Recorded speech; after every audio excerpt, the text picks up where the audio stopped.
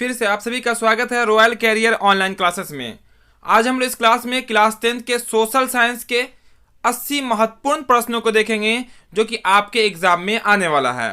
तो बस आप सब स्टूडेंट शुरू से आखिर तक बने रहेंगे, हर एक क्वेश्चन को यहाँ पे देखेंगे और आंसर बताएंगे जिसका आंसर आपको मालूम हो। उम्मीद है आपको बहुत सारे आंसर मालूम होंगे, तो बस आप लोग शुरू से आखिर तक रहेंगे और लगातार आंसर बताते रहेंगे। तो चलिए हम लोग आज का क्लास शुरू कर लेते हैं। तो उससे पहले यदि कोई क्लास में नए हो तो चैनल को सब्सक्राइब जरूर कर लेंगे और साथ ही साथ बेल आइकन भी ऑन कर लेंगे और क्लास को लाइक भी कर देंगे। तो चलिए हम लोग आज के क्लास को शुरू करते हुए हम लोग आगे बढ़ते हैं और देखते हैं आज के क्लास का आपका फर्स्ट क्वेश्चन नंबर 1। यहाँ पे इंस्ट्रक्शन दिया हुआ, आपके एग्जाम में इसी तरह से इंस्ट्रक्शन दिए जाएंगे। 80 प्रश्न में से कोई आपको 40 प्रश्न ही बनाने हैं क्योंकि 50% आपको ऑब्जेक्टिव सॉल्व करना है। चलिए तो यहाँ आपका पहला क्वेश्चन आपका कहता है यहाँ पे तीन कटिया प्रणाली किस पर लागू थी। तीन कटिया प्रणाली किस पर लागू थी। 4 ऑप्शन यहाँ पे आपको दिख जाएंगे, तो जल्दी से बता देंगे इसका आंसर। तीन कटिया प्रणाली किस पर लागू है, तो इसका जो राइट आंसर होगा वो होगा आपका किसानों पर। किस पे? किसानों पे। ऑप्शन नंबर ए जो है इसका राइट आंसर होगा। चलिए दूसरा प्रश्न देख लेते हैं हम लोग। दूसरा प्रश्न में कहा गया जलियांवाला बाग हत्याकांड की जांच के लिए सरकार ने किस समिति का गठन, यहाँ पे समिति लिखा हुआ, किस समिति का गठन किया था ये बतानी है। यहाँ भी 4 ऑप्शन दिए गए हैं। पहला आपका हंटर समिति, दूसरा आपका डायर समिति, तीसरा आपका मॉन्टेग्यू समिति, चौथा आपका चेम्सफोर्ड समिति। तो इसके जो राइट आंसर होगा वो होगा आपका हंटर समिति। क्या हो जाएगा आपका आंसर में? हंटर समिति। ऑप्शन नंबर ए इसका राइट आंसर होगा। जो भी क्वेश्चन है सब आपके बोर्ड एग्जाम में पूछे हुए क्वेश्चन है, तो बस आप लोग बताते रहेंगे लगातार आंसर। ये वर्ष 2017 में, ये वर्ष 2021 में जो पूछे गए क्वेश्चन है, हाँ एग्जाम है उसी का क्वेश्चन है यहाँ पर, ठीक है। तो तीसरा क्वेश्चन है डॉक्टर राजेंद्र प्रसाद का जन्म स्थल कहाँ है। बिहार में, मध्य प्रदेश में, उत्तर प्रदेश। 4 ऑप्शन दिए गए हैं। तो डॉक्टर राजेंद्र प्रसाद जो भारत के पहले राष्ट्रपति भी थे, तो उनका जो जन्म स्थल है वो किस राज्य में है, तो वो उसका जो राइट आंसर होगा। चलिए बहुत अच्छा, बहुत सारे स्टूडेंटों का आंसर रहा, तो इसका राइट आंसर होगा बिहार। कहाँ के थे डॉक्टर राजेंद्र प्रसाद, तो वो थे आपके यानी हमारे बिहार के। चलिए चौथा प्रश्न में कहता है आपका ककोलत जलप्रपात बिहार के किस जिले में स्थित है। ककोलत जलप्रपात, ठीक है। यहाँ भी 4 ऑप्शन दिए गए, जल्दी से बता देंगे। पटना, नवादा, मुंगेर, नालंदा। तो इसका जो राइट आंसर होगा वो होगा आपका नवादा। क्या होगा आपका? नवादा इसका राइट आंसर होगा। Option number B. चलिए हम लोग आगे बढ़ते हैं और देखते हैं अगला प्रश्न जो कि रहेगा प्रश्न नंबर आपका वो क्वेश्चन नंबर आपका 5 यानी कि 5वां नंबर प्रश्न। 5वां नंबर प्रश्न में कहता है आपका किस देश की सीमा बिहार से जुड़ी हुई है। बहुत ही पॉपुलर क्वेश्चन है, सब स्टूडेंट को इसका आंसर मालूम होना चाहिए। बिहार जो है किस देश की सीमा से जुड़ी हुई है। 4 ऑप्शन यहाँ दिख जाएंगे, नेपाल, भूटान, बांग्लादेश और चीन। तो इसका जो राइट आंसर होगा यानी कि इसका जो सही आंसर होगा वो जाएगा आपका, वेरी गुड, बहुत अच्छा, इसका आंसर क्या होगा आपका नेपाल। ऑप्शन नंबर आपका ए हो जाएगा, ठीक है, जो कि बिहार के उत्तर में पड़ता है आपका नेपाल। चलिए यहाँ पे हम लोग अगला प्रश्न नंबर आपका 6 यानी कि 6वां नंबर प्रश्न कहता है गठबंधन की सरकार बनने के लिए किस प्रकार की दलीय व्यवस्था की जरूरत होती है। किस प्रकार की दलीय व्यवस्था चाहिए हमें अगर गठबंधन की सरकार बनानी है। तो यहाँ पे एक दलीय, द्विदलीय और बहुदलीय, इनमें से कोई नहीं। तो इसके जो राइट आंसर होगा वो हो जाएगा बहुदलीय, यानी कि कई दल मिलके जब सरकार का गठन करती है तो उसे हम लोग कहते हैं आपका गठबंधन की सरकार। जैसे बिहार में जो अभी सरकार है वो भी एक तरह से अभी क्या है, गठबंधन की सरकार है।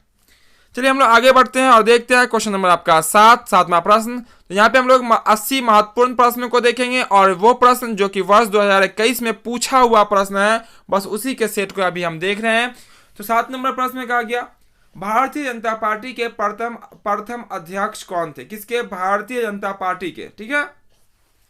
यहाँ भी 4 ऑप्शन दिए गए हैं, लाल कृष्ण आडवाणी, मुरली मनोहर जोशी, राजनाथ सिंह, अटल बिहारी वाजपेयी। तो भारतीय जनता पार्टी के जो प्रथम अध्यक्ष थे वो थे आपके अटल बिहारी वाजपेयी। कौन थे? अटल बिहारी वाजपेयी थे। और जब बात करेंगे अगर हम कांग्रेस की, तो कांग्रेस के जो पहले अध्यक्ष थे वो थे व्योमेश चंद्र बनर्जी। कौन थे? व्योमेश चंद्र बनर्जी थे कांग्रेस के पहले अध्यक्ष, ठीक है। यहाँ भारतीय जनता पार्टी है, अटल बिहारी वाजपेयी। चलिए अगला प्रश्न नंबर आपका 8 रहेगा। कहा गया भारत में राष्ट्रीय आपातकाल की घोषणा कब की गई। भारत में राष्ट्रीय आपातकाल की घोषणा कब की गई? यहाँ भी 4 ऑप्शन दिए गए हैं, 1970, 1975, 1977, 1980। बता देंगे जल्दी से इसका आंसर कि भारत में आपातकाल की घोषणा कब हुई थी। तो आपातकाल की जो घोषणा हुई थी भारत में वो थी आपका 1975। ऑप्शन नंबर बी इसका राइट आंसर होगा। चलिए हम लोग आगे बढ़ते हैं और देखते हैं अगला प्रश्न, जो कि रहेगा प्रश्न नंबर आपका 9। चलिए ये रहा आपका क्वेश्चन नंबर 9, तो यहाँ पे क्लियर है। तो क्वेश्चन नंबर 9 में कहा गया था संपूर्ण क्रांति का जो मुख्य नेता थे वो कौन थे? 4 ऑप्शन यहाँ भी है, बहुत इजी क्वेश्चन है, तो जल्दी से बता देंगे इसका आंसर। संपूर्ण क्रांति के नेतृत्वकर्ता, तो बिल्कुल सही आंसर इसका जो है वो हो जाएगा option number D, Jayaprakash Narayan. क्या होगा? कौन थे?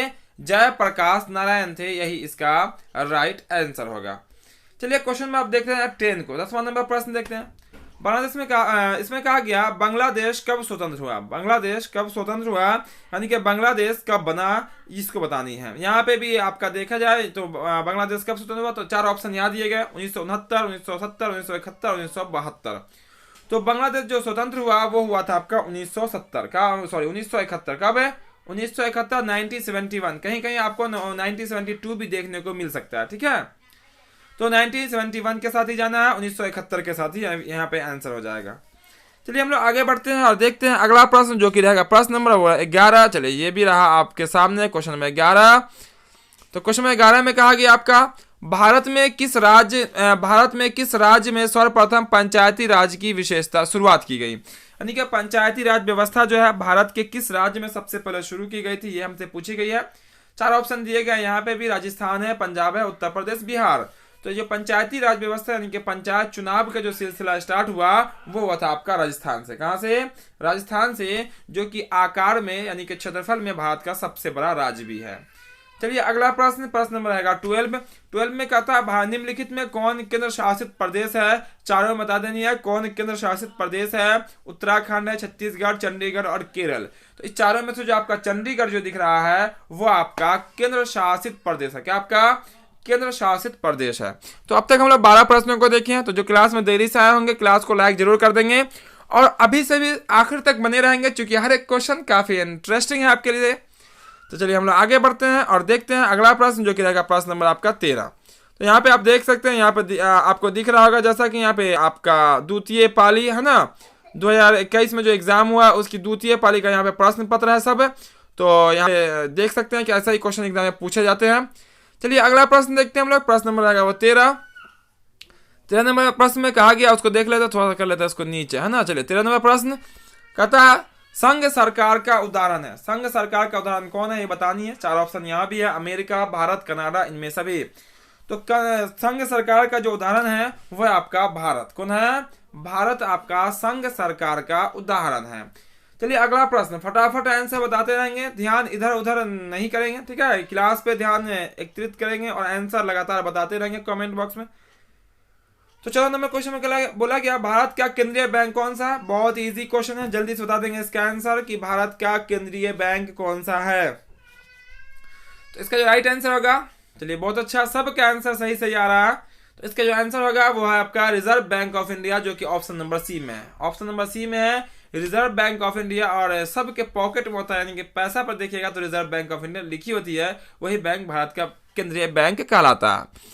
चलिए आगे बढ़ते हैं हम लोग, देखते हैं अगला प्रश्न, यानी कि प्रश्न नंबर रहेगा वो 15 नंबर प्रश्न। कहा गया कृषि उत्पादकों के मानकीकरण के लिए किस मानक का उपयोग किया जाता है, ये हमें बतानी है। यहाँ पे भी 4 ऑप्शन दिए गए हैं, हॉलमार्क है, एगमार्क है, इको मार्क है और इनमें से कोई नहीं। तो कृषि उत्पादक के मानकीय के लिए जो मानक का उपयोग किया जाता है वो आपका हो जाएगा एगमार्क। क्या हो जाएगा आपका? एगमार्क, जो कि आपका ऑप्शन नंबर बी में है। और हॉलमार्क जो है वो सोने की शुद्धता की माप के लिए वहां पे प्रयोग किया जाता है इस मानक का। चलिए अगला प्रश्न नंबर आएगा वो 16 में कहता है निम्न में कौन प्राथमिक क्षेत्र से संबंधित है। बता देंगे फटाफट इसका आंसर, प्राथमिक क्षेत्र से कौन संबंधित है। यहाँ पे भी 4 ऑप्शन दिए गए, सेवा क्षेत्र, औद्योगिक क्षेत्र, कृषि क्षेत्र और इनमें से कोई नहीं। तो प्राथमिक क्षेत्र जो होता है वो होता है आपका कृषि क्षेत्र। ये आपका इकोनॉमिक्स का क्वेश्चन है। कहाँ का है? इकोनॉमिक्स का क्वेश्चन है। तो बहुत इजी क्वेश्चन था एग्जाम में, और ऐसे ही क्वेश्चन आपके एग्जाम में पूछे जाएंगे, बस यहाँ से आप तैयारी पूरा आसानी से कर लेंगे। कोई दिक्कत नहीं होगा आपके एग्जाम में, बस लगातार आप क्लास में बने रहेंगे और लगातार आंसर बताते रहेंगे। चलिए अब देखते हैं क्वेश्चन नंबर 17 में बोला गया भूकंप केंद्र के ऊर्ध्वाधर पृथ्वी पर स्थित केंद्र को क्या कहते हैं। ठीक है, भूकंप केंद्र के ऊर्ध्वाधर पृथ्वी पर स्थित केंद्र को क्या कहते हैं। तो ये इसका जो राइट आंसर होगा वो होगा आपका ऑप्शन नंबर बी, अधिकेंद्र। क्या होगा आपका अधिकेंद्र, इसका राइट आंसर, जो कि आपका ऑप्शन नंबर बी में है। चलिए अगला प्रश्न नंबर आएगा वो आपका 18 में कहता सुनामी संबंधित है। सुनामी किससे संबंधित है, सबको पता है सुनामी कहाँ आती है, तो सब कहेंगे बिल्कुल सर सुनामी समुद्र में आती है।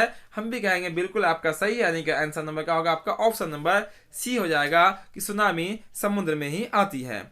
चलिए हम लोग बिना समय गवाए हुए आगे बढ़ते हैं और अगला प्रश्न देखते हैं, जो कि रहेगा प्रश्न नंबर आपका 19। चलिए 19 भी आपके सामने है क्लियर। कहा गया मलबे के नीचे दबे लोगों का पता लगाने के लिए किस यंत्र का उपयोग किया जाता है। यानी कि कीचड़ होता है, मलबा होता है, उसके नीचे जब कोई दब जाए तो उसका पता लगाना हो आदमी का, तो किस यंत्र का उपयोग करेंगे। पहला दिया आपका हेलीकॉप्टर, दूसरा दिया आपका दूरबीन, तीसरा दिया आपका इंफ्रारेड कैमरा और चौथा बोला गया माइक्रोस्कोप। इसका राइट आंसर होगा वो होगा आपका इंफ्रारेड कैमरा। क्या, इंफ्रारेड कैमरा। इससे जो है वो मलबे में दबे हुए व्यक्ति का भी जो चित्र है वो आपको दिखाई पड़ सकता है। तो राइट आंसर कौन होगा, ऑप्शन नंबर सी हो जाएगा इंफ्रारेड कैमरा। चलिए हम लोग आगे देखते हैं अगला प्रश्न, जो कि रहेगा प्रश्न नंबर आपका 20 में कहा गया निम्नलिखित में कौन प्राकृतिक आपदा है। कौन प्राकृतिक आपदा है वो बतानी है। आग लगना पहला है, दूसरा बम विस्फोट, तीसरा आपका भूकंप, चौथा आपका रासायनिक दुर्घटना। तो यहाँ जो प्राकृतिक आपदा जो आपको दिखेगा वो है आपका भूकंप। सबको पता है, अर्थक्वेक जिसको होता है। बिल्कुल इजी क्वेश्चन है, क्योंकि जो ईश्वर द्वारा जो आपदा आती है, आफत जो आती है, उसको हम लोग प्राकृतिक आपदा कहते हैं। चलिए हम लोग अगला प्रश्न देखते हैं, जो कि रहेगा प्रश्न नंबर वो रहेगा आपका 21 में कहा गया निम्न में कौन खरीफ फसल है। देखिए खरीफ फसल पूछी गई है। आपके 4 ऑप्शन है, गेहूं है, तिलहन है, धान है और आपका जौ है। तो 3 यहाँ पे आपका सिमिलर होगा। कौन कौन, तो देखिए गेहूं, तिलहन और जौ तीनों इस मौसम में बोई जाती है, जो कि दिसंबर का मौसम है इस मौसम में। लेकिन धान जो है आपकी बरसात वाली मौसम में रोपी जाती है, बोई जाती है। तो इसलिए खरीफ फसल जो होगा वो होगा आपका धान। कौन हो जाएगा खरीफ फसल, वो धान कहलाएगा खरीफ फसल। और ये तीनों बाकी जो 3 फसल है वो आपका रबी फसल है, जो दिसंबर में बोई जाने वाली फसल है। चलिए अब हम लोग अगला प्रश्न नंबर देखेंगे 22 में कहा गया ऑपरेशन फ्लड क्या है। ऑपरेशन फ्लड क्या है, बाढ़ नियंत्रण है, डेयरी विकास है, बांध का रख रखाव है, इनमें से कोई नहीं। तो ऑपरेशन जो है ऑपरेशन फ्लड क्या है, तो ये आपका डेयरी विकास। डेयरी समझ रहे हैं, दूध के क्षेत्र में जो विकास है उसी को हम लोग डेयरी विकास कहते हैं। डेयरी है ना, डेयरी विकास कहते हैं। तो दूध के क्षेत्र में काफी विकास हुआ है, डेयरी फार्म खुले हैं बहुत सारे, है ना। चलिए यहीं पे हम लोग अगला प्रश्न देख लेते हैं। प्रश्न नंबर आएगा वो 23। बहुत ही पॉपुलर क्वेश्चन, बहुत ही इजी क्वेश्चन, 100% स्टूडेंट इसके आंसर जरूर मालूम होगा और जरूर आप बताएंगे। अब बहुत सारे स्टूडेंट आंसर बता चुके हैं। तो क्वेश्चन नंबर 23 है, रिजर्व बैंक ऑफ इंडिया की स्थापना कब हुई। रिजर्व बैंक ऑफ इंडिया की स्थापना कब हुई हमें बतानी है। 4 ऑप्शन इसके लिए भी है, तो जल्दी से इसका आंसर देखेंगे और आंसर बताएंगे। चलिए बहुत अच्छा, बहुत सारे स्टूडेंट का आंसर सही है। इसका जो राइट आंसर है वो है आपका 1935, यानी option number B. Option number B इसका राइट आंसर होगा। 1935 में रिजर्व बैंक की स्थापना हुई थी। चलिए हम लोग आगे बढ़ते हैं और देखते हैं अगला प्रश्न, जो कि रहेगा प्रश्न नंबर वो 24 में कहा गया आपका भारत में पहली सूती मिल कहाँ स्थापित की गई। ज्योग्राफी का क्वेश्चन है, भारत में पहली सूती मिल कहाँ बनी थी। 4 ऑप्शन यहाँ भी है। तो पहली जो सूती मिल बनी है वो बनी है आपकी मुंबई में। कहाँ बनी है, मुंबई में बनी है। भारत में पहली सूती मिल का फैक्ट्री मुंबई में बनी है। चलिए अगला प्रश्न नंबर आएगा 25। कहा गया यहाँ पे इकोनॉमिक्स का क्वेश्चन, कहा गया निम्न में कौन संचार सेवाओं का अंग है। संचार सेवा का अंग कौन है ये बतानी है। पहला आपका समाचार पत्र, ये भी है। आपका टेलीफोन, ये भी संचार क्या ये आप सेवाएं हैं। तीसरा आपका टेलीविजन, ये भी संचार की सेवाएं हैं। और देखिएगा जब चौथा में तो दिखेगा आपका इनमें से सभी।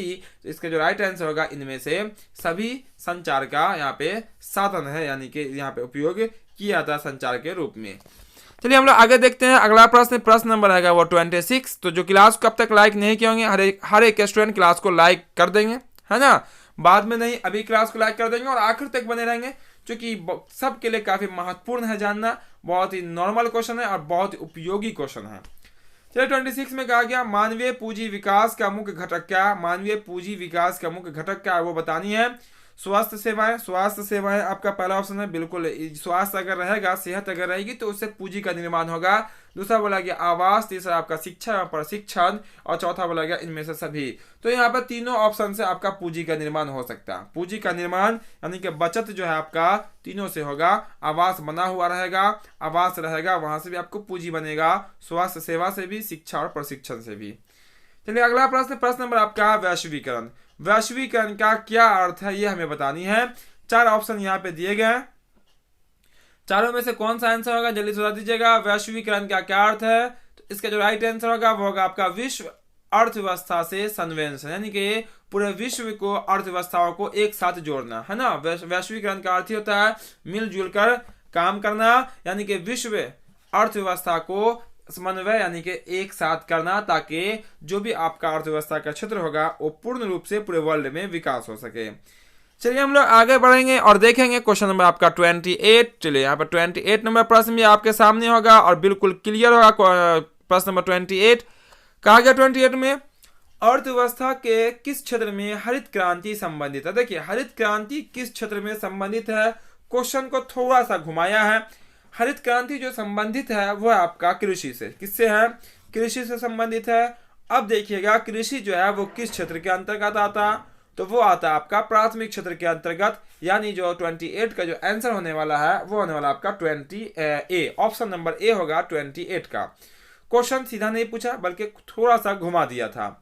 चलिए हम लोग अगला प्रश्न देखते हैं। प्रश्न नंबर आएगा 29, ये भी आपका इकोनॉमिक्स का क्वेश्चन है। कहा गया निम्नलिखित में कौन सा संस्थागत भारत में मुद्रा जारी करने के लिए अंगीकृत है। देखिए मुद्रा जारी करना यानी कि रुपया पैसा छापना, तो जो पैसा छापने का जो अधिकार है यानी कि उसके लिए जो केंद्रित बैंक है, अधिकृत बैंक जो है, रजिस्टर्ड बैंक जो है वो कौन सा है ये बतानी है। तो जिस पैसे पे जिस बैंक का नाम होता है वही बैंक अधिकृत होती है, यानी कि आपको पता चल गया होगा इसका आंसर। सब स्टूडेंट को इसका आंसर मालूम होगा। इसका जो राइट आंसर होगा वो होगा आपका option number A, reserve bank of India, जिसको RBI भी संकेत में कहते हैं, जिसकी स्थापना 1935 में हुई है। चलिए हम लोग अगला प्रश्न देखेंगे। प्रश्न नंबर आएगा वो आपका 30 यानी कि 30 नंबर प्रश्न। 30 में कहा गया आपका बिहार राज्य है। बिहार जो है राज्य वो किस पे आधारित है, किसका प्रधान राज्य है ये हमें बतानी है। 4 ऑप्शन यहाँ पे है, उद्योग प्रधान, पशुपालन प्रधान, खनिज प्रधान और कृषि प्रधान। सबको इसका आंसर पता है, जल्दी से देंगे इसका आंसर। तो ये हो जाएगा आपका कृषि प्रधान। क्या हो जाएगा आपका, कृषि प्रधान है आपका बिहार। तो यहाँ पे हम लोग अगला प्रश्न, प्रश्न नंबर आपका 31 देखते हैं। 31 में कहा गया निम्नलिखित में कौन हमारे रहन सहन के स्तर को प्रभावित करता है। हमारे रहन सहन के स्तर को कौन प्रभावित करता है ये हमें बतानी है। पहला ऑप्शन आपका राजकीय आय, दूसरा आपका राष्ट्र आय, तीसरा बोला गया प्रति व्यक्ति आय, चौथा बोला गया इनमें से कोई नहीं।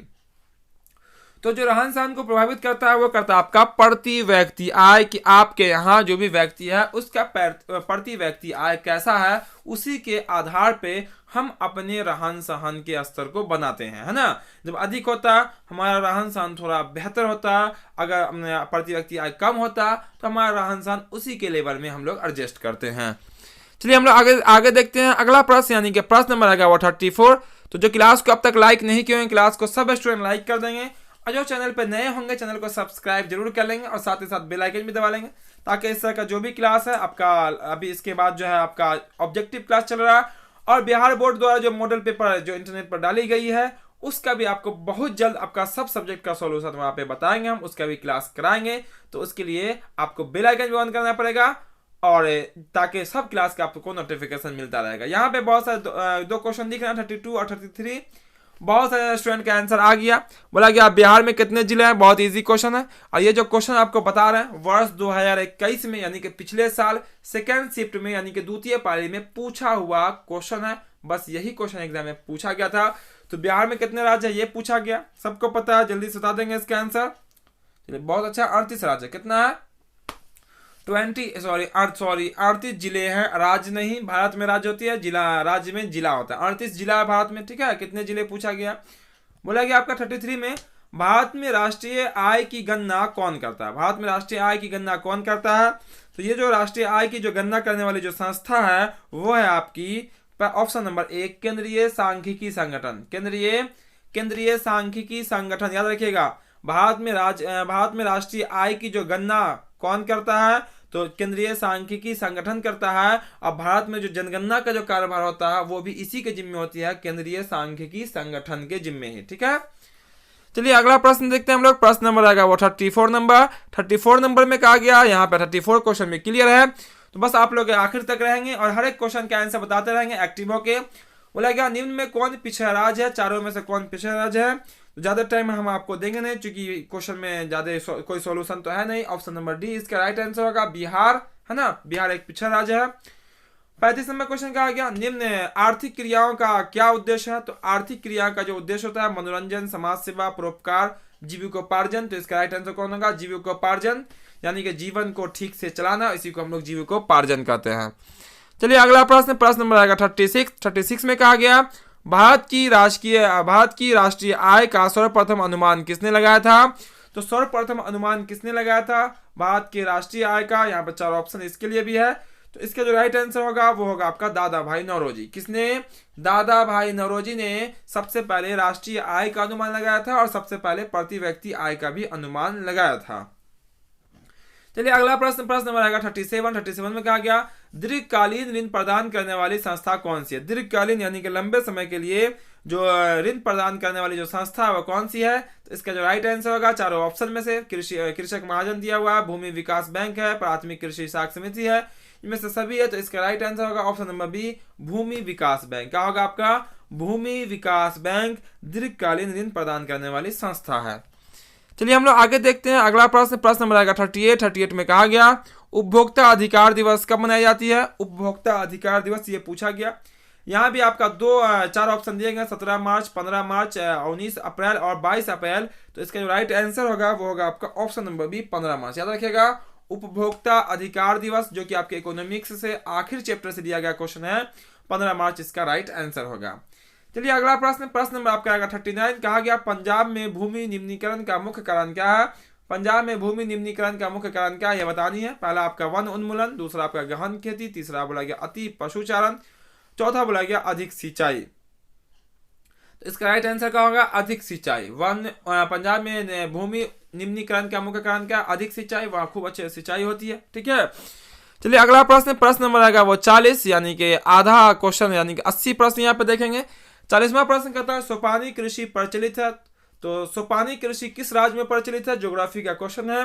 पहला ऑप्शन आपका हरियाणा में, दूसरा आपका पंजाब, तीसरा बिहार के मैदानी क्षेत्र में, चौथा बोला गया उत्तराखंड में।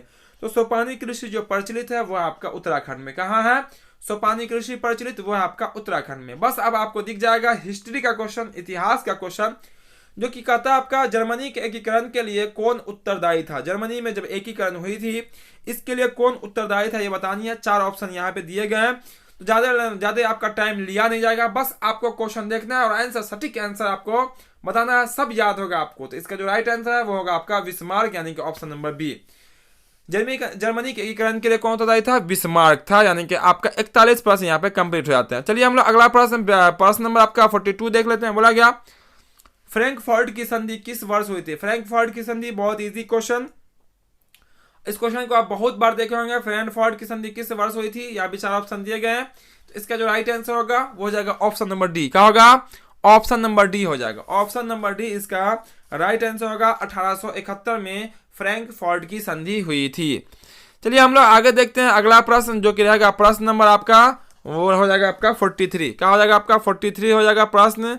चलिए ये रहा आपका 43 प्रश्न नंबर, है ना। प्रश्न नंबर 43 भी आपके सामने होगा क्लियर, बिल्कुल क्लियर है। चलिए 43 में कहा गया आपका क्वेश्चन में, चलिए 43 में कहा गया सेफ्टी लैंप का आविष्कार किसने किया। बहुत ही इजी क्वेश्चन है, बहुत इजी आंसर भी है, जल्दी से बता देंगे।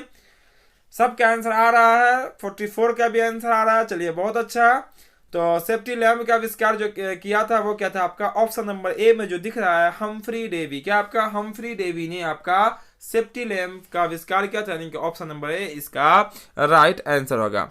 चलिए हम लोग अगला प्रश्न, यानी कि प्रश्न नंबर जो रहेगा वो रहेगा आपका 44। बोला गया भारत छोड़ो आंदोलन का प्रसिद्ध नारा क्या था। भारत छोड़ो आंदोलन का प्रसिद्ध नारा कौन था, जिसको महात्मा गांधी ने दिया था 1942 में। ठीक है, तो गांधी जी ने कहा था करो या मरो।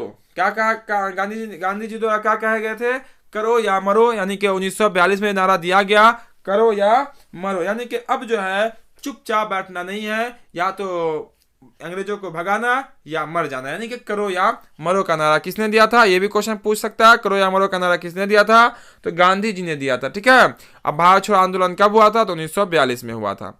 चलिए हम लोग अगला प्रश्न देखेंगे, प्रश्न नंबर रहेगा वो 45। कौन सा प्रश्न रहेगा, प्रश्न नंबर रहेगा 45। 45 में कहा गया आपका प्रश्न में समाजवादियों की बाइबिल किसे कहा जाता है, समाजवादियों की बाइबिल किसे कहा जाता है, यह है क्वेश्चन 45 में। 4 ऑप्शन यहाँ भी दिए गए, सोशल कॉन्ट्रैक्ट, यहाँ पे 4 ऑप्शन है, बहुत इजी क्वेश्चन है, तो ज़्यादा हम ऑप्शन पे ध्यान देंगे नहीं, बस आप लोग भी क्वेश्चन देखेंगे और ऑप्शन में आंसर जो होगा उसका आंसर बताएंगे। तो इसका राइट आंसर होगा दास कैपिटल का, आपका दास कैपिटल को समाजवादियों की बाइबिल कही जाती है।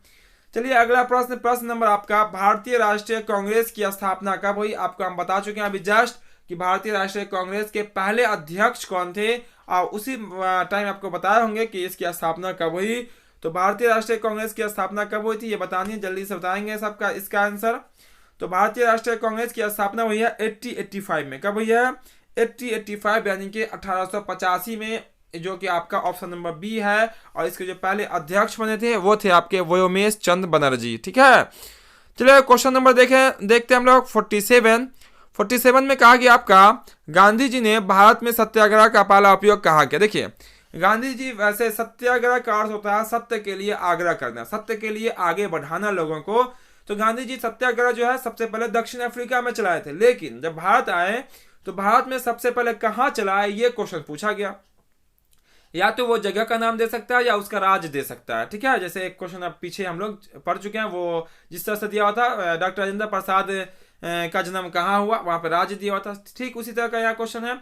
गांधी जी ने सत्याग्रह का पहला उपयोग कहाँ किया था, तो इसका राइट आंसर होगा आपका चंपारण में 1917 में। कब, 1917 में गांधी जी ने चंपारण में सत्याग्रह आंदोलन चलाया था, नील के खेतों के विरोध में, है ना, यानी कि अंग्रेज जो है भारतीय किसानों यानी कि बिहार के किसानों ऐसा समझिए, और चंपारण के किसानों को बेबस कर रहा था कि नील की आप खेती करें। ठीक है, और उससे किसानों को बहुत घाटा हो रहा था। तो राजकुमार शुक्ल ने, किसने, राजकुमार शुक्ल ने गांधी जी को इन्फॉर्म किया और वही उन्होंने गांधी जी को बुलाया कि आप आइए यहाँ सत्याग्रह चलाइए। ठीक है, अगला प्रश्न, प्रश्न नंबर आपका है 48। कहा गया मुद्रण का आविष्कार कहाँ हुआ, मुद्रा रुपया पैसा का आविष्कार कहाँ हुआ। 4 ऑप्शन यहाँ भी है, बता देंगे इसका आंसर। मुद्रण का आविष्कार कहाँ हुआ, चलिए बहुत अच्छा, मुद्रण का आविष्कार कहाँ हुआ, चीन में हुआ। और कागज का आविष्कार भी कहाँ हुआ, चीन में हुआ। ठीक है ना, चलिए ऑप्शन नंबर सी 48 का क्लियर है, क्लियर है। तो चलिए हम आगे भी देखते हैं अगला प्रश्न जो कि रहेगा प्रश्न नंबर आपका 49 में कहा गया आपका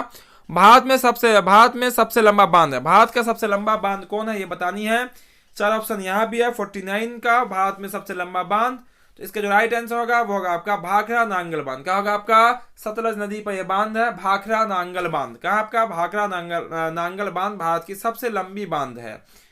चलिए अगला प्रश्न, प्रश्न नंबर आपका 50। बोला गया किस खनिज को उद्योगों की जननी कहा जाता है, किस खनिज को, जल्दी से बता देंगे सब स्टूडेंट, बताएंगे जल्दी से आंसर। किस खनिज को, पहले बताएंगे 50 का फिर 51 का। ठीक है, किस खनिज को उद्योग की जननी कही जाती है। तो इसका जो राइट आंसर होगा वो होगा आपका लोहा। कौन होगा, लोहा। और खनिज की बात कीजिएगा तो सबसे लोकप्रिय जो खनिज है वो भी आपका क्या है, लोहा है। ठीक है, जिसका संकेत Fe होता है, जो कि केमिस्ट्री में पढ़ना है, यहाँ ज्योग्राफी का क्वेश्चन है। चलिए आगे देखते हैं हम लोग क्वेश्चन नंबर आपका 51 भी आपके सामने होगा क्लियर। कहा गया सर्वोत्तम कोयले का प्रकार कौन सा, जिसको फिजिक्स में भी पढ़ना है आखिर चैप्टर में। बोला गया सर्वोत्तम कोयले का प्रकार कौन सा। 4 ऑप्शन यहाँ है, चारों कोयला है, चूंकि कोयला 4 प्रकार का होता है तो सबसे बेहतर कोयला जो होता है वो होता है आपका anthracite, option number A. Very good, बहुत अच्छा बहुत अच्छा। ठीक है, हर एक स्टूडेंट आंसर बता रहे हैं, बहुत अच्छा आंसर बता रहे हैं, अधिकतर आंसर आपका बिल्कुल सही हो रहा है। तो बस आखिर तक आप आंसर बताते रहेंगे और अपनी तैयारी का अनुमान लगता चलेगा। आप लोगों की तैयारी बहुत अच्छी चली रही है और बहुत अच्छे से सब लोग आंसर बता भी रहे हैं। चलिए अगला क्वेश्चन, क्वेश्चन नंबर जो आपका 52 है। बोला गंडक परियोजना है किस नगर में। ठीक है, बेतिया में, वाल्मीकि नगर में, मोतिहारी में, छपरा में। तो गंडक परियोजना जो है वो आपका वाल्मीकि नगर में, क्या होगा आंसर, वाल्मीकि नगर, यानी कि ऑप्शन नंबर बी हो जाएगा इसका राइट आंसर। ठीक है, तो चलिए हम लोग अगला प्रश्न देखते हैं। प्रश्न नंबर रहेगा वो प्रश्न नंबर आपका हो जाएगा 53। बोला गया किस राज्य में से सबसे अधिक वन क्षेत्र है, किस राज्य में सबसे अधिक वन क्षेत्र है, जंगल है। ठीक है, बहुत ही पॉपुलर क्वेश्चन है, जल्दी से बता देंगे किस राज्य में सबसे अधिक जंगल है। और आपको ये भी याद दिला दे कि ये जो क्वेश्चन आपको हम जो रिवाइज करा रहे हैं वर्ष 2021 के इवनिंग शिफ्ट का, यानी कि सेकंड शिफ्ट का ये क्वेश्चन है। सेम यही क्वेश्चन अगर कोई आपके अड़ोस पड़ोस में अगर कोई एग्जाम दिया हो तो आप शाम वाले का लेके देख लीजिएगा, मिला लीजिएगा, सेम यही मिलेगा। 53 में भी यही क्वेश्चन होगा। तो इसका जो राइट आंसर होगा वो होगा आपका मध्य प्रदेश। मध्य प्रदेश में सबसे अधिक वन है। ठीक है, चलिए क्वेश्चन तो आंसर तो 44 का भी सब बता रहे हैं, बहुत अच्छा। 44 भी देख लेते हैं। 44 में कहा गया कहलगांव तापीय विद्युत परियोजना है। कहलगांव कहाँ है, तो ये जो है आपका 54 में है कहलगांव। ठीक है, तो कहलगांव तापीय विद्युत परियोजना का तो आपका ये है आपका भागलपुर में, कहाँ आपका भागलपुर में। ठीक है, आप अगर नन हिंदी वाले होंगे तो ये कहलगांव के बारे में पढ़ना भी है ना, विक्रमशिला। चलिए आगे देख लेते हैं हम लोग अगला प्रश्न, जो कि प्रश्न नंबर आएगा वो 55। चलिए 55 प्रश्न में कहता है आपका सूखे के लिए उत्तरदायी कारक है। सूखे के लिए कौन उत्तरदायी है, वर्षा की कमी। बिल्कुल बात सही है, यही है तो आंसर होगा। बाढ़ से सूखा होता नहीं है, भूकंप से सूखा होता नहीं है, ज्वालामुखी क्रिया से सूखा होता नहीं है। वर्षा की कमी होगी, यानी कि वर्षा की कमी होगी, सूखा हो जाएगा, स्वाभाविक बात है। इसमें तो कुछ ऐसे क्वेश्चन है जिसको याद करने की जरूरत नहीं है, एक बार पढ़ लीजिएगा। सबको पता है कि बरसात जब नहीं होती है तो सूखा हो जाता है, और जब आपका बाढ़ आ जाएगी तो सूखा नहीं होगा। चलिए अगला प्रश्न नंबर आपका 56। बोला गया बिहार में कौन बाढ़ प्रवण क्षेत्र है। बिहार का कौन सा क्षेत्र जो है बाढ़ प्रवण क्षेत्र है, तो सबको पता है, हम जिस क्षेत्र में रहते हैं वो भी आपका उसी क्षेत्र के अंतर्गत आता है। यानी कि मेरा घर, मैं अपने प्रॉपर खुद की बात कर रहा हूँ, जहां हूँ उसी क्षेत्र में आता है जो इसका आंसर होने वाला। तो इसका जो आंसर होगा वो होगा आपका उत्तर बिहार। कौन होगा आपका उत्तर बिहार, राइट आंसर होगा, क्योंकि बिहार का उत्तरी हिस्सा जो है वो बाढ़ ग्रस्त क्षेत्र के अंतर्गत आता है। ठीक है, चलिए अगला प्रश्न देखते हैं हम लोग। प्रश्न नंबर आएगा वो 57 नंबर। 57 भी आपके सामने होगा, क्लियर। बोला गया एशिया एवं यूरोप के बीच कौन प्राचीन स्थल व्यापारिक मार्ग था। ठीक है, किसके लिए था, एशिया और यूरोप के बीच सूतीवास रेशम मार्ग, उत्तरी पथ और दक्षिणी पथ। ठीक है, तो 57 का आंसर बता देंगे। तो एशिया और यूरोप के बीच जो प्राचीन काल में जो व्यापारिक मार्ग था वो था आपका रेशम मार्ग। क्या था आपका, रेशम मार्ग, यानी कि ऑप्शन नंबर बी इसका राइट आंसर होगा। क्वेश्चन नंबर 58 में देखते हैं। बोला गया चौरी चौरा कांड के बाद गांधी जी ने निम्नलिखित में से किस आंदोलन को बंद कर दिया था, यानी कि स्थगित कर दिया था। ठीक है, किस कांड के बाद, चौरा चौरी कांड एक जगह है, चौरा चौरी एक जगह है, वहां कांड हुआ था। तो इस कांड के बाद गांधी जी ने किस आंदोलन को स्थगित कर दिया, यानी कि बंद कर दिया था, वो बतानी है। इसका जो राइट आंसर होगा सबको पता, असहयोग आंदोलन। क्या, असहयोग आंदोलन। और गांधी जी ने कह दिया था कि अब हम सरकार का कोई भी सहयोग नहीं करेंगे, कोई किसी भी काम में सरकार, यानी कि अंग्रेजी सरकार जो थी उसका हम सहयोग नहीं करने वाले हैं। यह था आपका असहयोग आंदोलन। ठीक है, इतना। चलिए हम लोग आगे देखते हैं अगला प्रश्न, जो कि रहेगा आपका 59 नंबर प्रश्न। 59 नंबर प्रश्न भी आपके सामने होगा, क्लियर। कहा गया अंतर्राष्ट्रीय मजदूर दिवस कब मनाया जाता है। कौन दिवस, लेबर डे, है ना, लेबर डे, यानी कि अंतर्राष्ट्रीय मजदूर दिवस कब मनाई जाती है ये बताना है। इसके लिए भी 4 ऑप्शन आपको दिख जाएगा, लेकिन ऑप्शन चारों पढ़ने की जरूरत नहीं है। अगर आंसर मालूम हो तो बस आप देख लीजिए। ऑप्शन नंबर बी में जो दिख रहा है आपका 1 मई, यही इसका राइट आंसर होगा। इसी को आप मजदूर दिवस हम लोग मनाते हैं। अगला क्वेश्चन बोला गया वर्तमान में भारत में कितने केंद्र शासित प्रदेश है, इसको देखना है यहाँ पे। क्योंकि यहाँ पे देखिए इस क्वेश्चन के अकॉर्डिंग अगर बात करेंगे, किस क्वेश्चन, इसी क्वेश्चन के अकॉर्डिंग बात करेंगे अगर हम, तो यहाँ पे वर्तमान में जो केंद्र शासित प्रदेश है वो आपके हो जाएंगे 8। कितने हो जाएंगे, 8 हो जाएंगे। ठीक है, चलिए आगे देखते हैं हम लोग अगला क्वेश्चन में आपका रहेगा वो 61 नंबर प्रश्न। 61 में क्या कहता है उसको देख लेते हैं। 61 में कहता है आपका सूचना अधिकार संबंधी कानून कब पारित हुआ। इकोनॉमिक्स का ये क्वेश्चन है। सूचना का अधिकार संबंधी, जिसको हम आरटीआई कहते हैं, राइट टू इन्फॉर्मेशन, है ना, राइट टू इन्फॉर्मेशन। सूचना का अधिकार संबंधी कानून कब पारित हुआ, यहाँ भी 4 ऑप्शन दिए गए। इसका जो राइट आंसर होगा वो होगा आपका 2005 में। कब पारित हुआ था, 2005 में सूचना का अधिकार अधिनियम पारित हुआ था। अगला प्रश्न नंबर आपका 62 कहा है यहाँ पे, इसमें किसने कहा था लोकतंत्र जनता के द्वारा तथा जनता द्वारा चलाया गया शासन है। चारों ऑप्शन में बहुत ही पॉपुलर और ये आपका परिभाषा क्लास 6 7 से हम लोग लोकतंत्र की परिभाषा यही पढ़ते आए हैं और ये भी जानते हैं कि इस परिभाषा को किसने दिया। तो इसका जो राइट आंसर होगा वो हो जाएगा अब्राहम लिंकन ने। किसने? अब्राहम लिंकन, जो कि आपका ऑप्शन नंबर बी में दिख रहा है। तो यहाँ पे 80 प्रश्न को देखेंगे और आपके एग्जाम में जो पूछा गया था 80 प्रश्न, उसमें से कोई आपको 40 ही बनाना रहेगा। 80 प्रश्न में से जो आपको याद हो खूब अच्छे से, चाहे वो 80 नंबर हो, 1 नंबर हो, 2 नंबर, उससे कोई मतलब नहीं है। आपको 40 प्रश्न को बना देना है सही सही और 40 नंबर आपको ले लेना है। चलिए अगला प्रश्न नंबर आपका रहेगा 63। बोला गया पंचायती राज व्यवस्थाओं को संवैधानिक दर्जा किस संविधान संशोधन से प्राप्त हुआ। ठीक है, संवैधानिक दर्जा जो है किस संविधान संशोधन से पंचायती राज व्यवस्था को मिली है ये बतानी है। तो इसका जो राइट आंसर होगा वो जाएगा आपका 73वां संशोधन। संविधान का 73वां संशोधन। समय समय पे संविधान का की जो है ना संशोधन यानी कि सुधार भी किया जाता है। चलिए अगला प्रश्न नंबर आपका 64। बोला गया भारत में लोकतंत्र की सफलता में क्या बाधा है। भारत की लोकतंत्र में की सफलता में क्या बाधा है। यहाँ पे 4 ऑप्शन है, चारों यहाँ पे देखिएगा तो अशिक्षा बिल्कुल बाधा होगा। लोकतंत्र की सफलता में गरीबी से भी बाधा पहुंचेगी, बेरोजगारी उससे भी बाधा पहुंचेगी। इसका मतलब तीनों से बाधा होता है, यानी कि ऑप्शन नंबर हम किस में जाएंगे, डी में जाएंगे। यानी कि लोकतंत्र की सफलता में की जो बाधा है वो आपका इनमें सभी हो जाएगा। चलिए अगला प्रश्न देखेंगे। प्रश्न नंबर आपका रहेगा 65 नंबर। 65 में कहता है आपका बिहार में प्राय कैसी मिट्टी पाई जाती है। बिहार में कैसी मिट्टी पाई जाती है। लाल मिट्टी, काली मिट्टी, जलोढ़ मिट्टी और लेटेराइट मिट्टी। तो बिहार में जो अधिकतर पाई जाने वाली मिट्टी है वो आपका है जलोढ़ मिट्टी। क्या आपका जलोढ़ मिट्टी बिहार में अधिकांश रूप से पाई जाती है। अगला प्रश्न नंबर आप देख लेते हैं। आयुर्वेद का जनक किसे कहा जाता है। आयुर्वेद का जनक किसे कहा जाता है। पतंजलि, चरक, यहाँ पे कंपनी दी गई है यहाँ पे। तो आयुर्वेद के जो संबंध है यानी कि उसके जनक जो कहा जाता है वो कहा जाता है चरक को। किसको? चरक कंपनी का नाम है। ठीक है, आयुर्वेद का जनक किसे कहता है तो यहाँ का इसका आंसर होगा आपका चरक। चलिए अगला प्रश्न देखते हैं हम। यहाँ पे प्रश्न नंबर आएगा 67। एक मिनट यहाँ पे 1 मिनट। चलिए आप देखेंगे क्या आंसर आपको थोड़ा सा दिख गया था। चलिए आंसर देखना नहीं है, आंसर यहाँ पे बताना है। बोला गया बिहार में कितने प्रतिशत वन क्षेत्र में वन है। बिहार के कितने प्रतिशत क्षेत्र में वन है ये बतानी है। यहाँ भी 4 ऑप्शन दिए गए। तो इसका जो राइट आंसर होगा जल्दी से बता देंगे इसका आंसर। इसका आंसर होगा ऑप्शन नंबर डी। क्या हो जाएगा आपका? ऑप्शन नंबर डी इसका राइट आंसर हो जाएगा। चलिए अगला प्रश्न नंबर आएगा वो 68 कहा गया पे निम्न में से कौन लौह युक्त खनिज का उदाहरण है। लौह युक्त, कौन युक्त? लौह युक्त खनिज का उदाहरण है बतानी है। 4 ऑप्शन यहाँ पे दिए गए, मैग्नेटाइट, अभ्रक, बॉक्साइड और चूना पत्थर। ठीक है, तो इसका जो राइट आंसर होगा वो हो जाएगा आपका मैग्नेटाइट। क्या होगा आपका? मैग्नेटाइट, यानी कि ऑप्शन नंबर ए इसका राइट आंसर हो जाएगा। ठीक है, तो अब देखेंगे हम लोग क्वेश्चन नंबर आपका 69।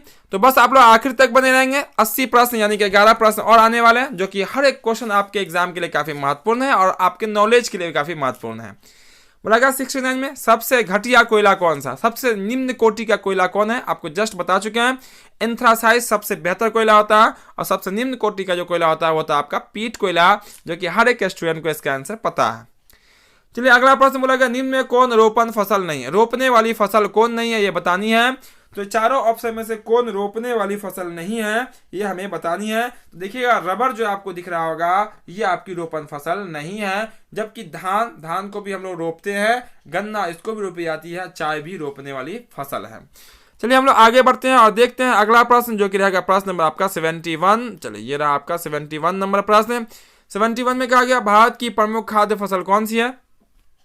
भारत की प्रमुख खाद्य फसल, ठीक है, तो भारत की जो प्रमुख खाद्य फसल है वो आपका है धान। ठीक है, और द्वितीय नंबर पर जो आता है वो है आपका गेहूं। ठीक है, पहले नंबर पर कौन है? धान आता है। चलिए धान रहे या चावल कह सकते हैं इसको हम लोग। क्वेश्चन नंबर 72 में बोला गया बिहार में कितना प्रतिशत कृषि क्षेत्र है। कितना प्रतिशत जो है कृषि क्षेत्र है बिहार में वो बतानी है। तो इसका जो राइट आंसर होगा वो जाएगा आपका 60%। कितना? 60% भाग जो है बिहार में कृषि क्षेत्र है। चलिए हम लोग आगे देखते हैं क्वेश्चन नंबर आपका 73। तो 73 में कहा गया बिहार में रज्जू मार्ग कहाँ है ये बतानी है। बिहार में रज्जू मार्ग कहाँ है? बिहार शरीफ, राजगीर, गया और बांका। तो बिहार में जो आपका रज्जू मार्ग है वो है आपका राजगीर में। कहाँ आपका? राजगीर में बिहार में रज्जू मार्ग बना हुआ है। ठीक है, चलिए आगे देखेंगे हम लोग। अगला प्रश्न देखेंगे जो कि रहेगा प्रश्न नंबर रहेगा वो आपका हो जाएगा 74 नंबर प्रश्न से देखेंगे। चलिए ये रहा आपका 74 नंबर प्रश्न। तो प्रश्न नंबर 74 में देखते हैं हम लोग। थोड़ा सा और इसको ऐसे कर लेते हैं, क्या थोड़ा सा और बड़ा कर लेते हैं, यहाँ से चलिए ऐसे। बोला कि आपका यहाँ पे सासाराम नगर का विकास कब हुआ? सासाराम नगर का विकास कब हुआ? 74 का क्वेश्चन है। यहाँ भी आपको 4 ऑप्शन दिख जाएंगे। तो इसका जो आंसर होगा वो होगा आपका मध्य युग में। कब? मध्य युग में सासाराम नगर का विकास हुआ था।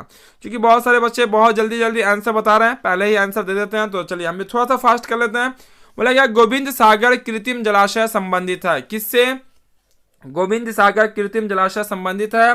किससे संबंधित है? तो ये जो है आपका भाखड़ा नांगल बांध से संबंधित है। किससे है? भाखड़ा नांगल बांध से संबंधित है आपका गोविंद सागर कृत्रिम जलाशय। चलिए अगला प्रश्न नंबर आएगा वो आपका 76 में कहा गया सर्वाधिक भूस्खलन प्रवण राज्य है। कहाँ सबसे ज्यादा भूस्खलन होता है? 4 ऑप्शन उत्तराखंड है, उड़ीसा है, झारखंड है, मध्य प्रदेश है। तो इसका जो राइट आंसर होगा वो होगा आपका उत्तराखंड, यानी कि वहाँ उत्तराखंड पहाड़ी क्षेत्र है। और भूस्खलन में क्या होता है कि पहाड़ी अचानक से ढह जाती है। क्या होती है? ढह जाती है, बारिश होती है, भूस्खलन हो जाता है और पूरा पहाड़ी का होता है मतलब कि ढह जाता है, बहुत सारे लोग दब जाते हैं, उसी को हम लोग भूस्खलन कहते हैं। चलो 77 में क्या गया बिहार का कौन सा भाग सर्वाधिक सूखा प्रवण क्षेत्र है? बिहार का कौन सा भाग सर्वाधिक सूखा क्षेत्र में आता है? तो होगा वो आपका दक्षिण बिहार। क्या होगा? दक्षिण बिहार। चूंकि बिहार को 2 हिस्से में बांटा गया गंगा के हिसाब से, गंगा के उत्तर वाले क्षेत्र को उत्तरी बिहार और गंगा के दक्षिण वाले क्षेत्र को दक्षिणी बिहार में बांटा गया। उत्तरी बिहार में बाढ़ ज्यादा आती है जबकि दक्षिण बिहार में सूखा पड़ जाता है। ठीक है, चलिए अगला प्रश्न नंबर आएगा 78 में कहा गया 1871 में कौन सी संधि हुई थी? 1871 जस्ट यही क्वेश्चन को रिपीट करके पूछा है। तो इसका जो राइट आंसर होगा वो होगा आपका फ्रैंकफर्ट की संधि। अब क्वेश्चन इससे पहले हम देखें इसी सेट में कहा गया था फ्रैंकफर्ट की संधि कब हुई? आंसर था उसका 1871। यहाँ बोला गया 1871 में कौन संधि हुई? तो आंसर क्या होगा? फ्रैंकफर्ट की संधि। अगला प्रश्न नंबर आएगा आपका 79। कहा गया 1830 की क्रांति के बाद फ्रांस में किस प्रकार का शासन स्थापित हुआ?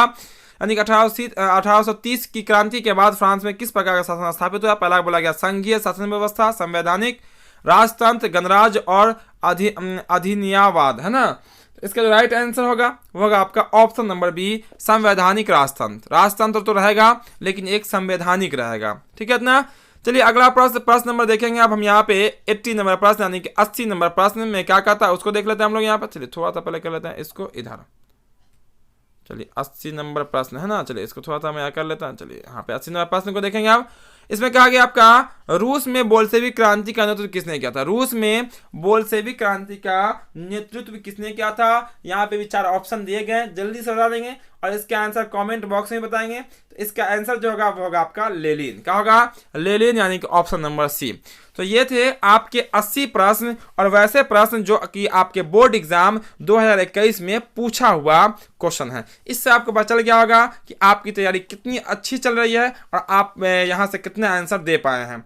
उम्मीद करते हैं बहुत सारे स्टूडेंटों ने 80 में 80 आंसर दिया होगा। वैसे भी आपके एग्जाम में 80 में से सिर्फ और सिर्फ 40 बनाने हैं।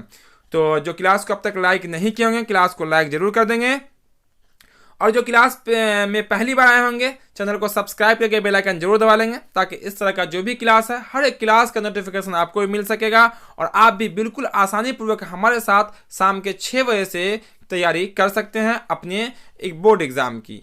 तो फिर मिलते हैं बहुत जल्द अगले क्लास में। जय हिंद।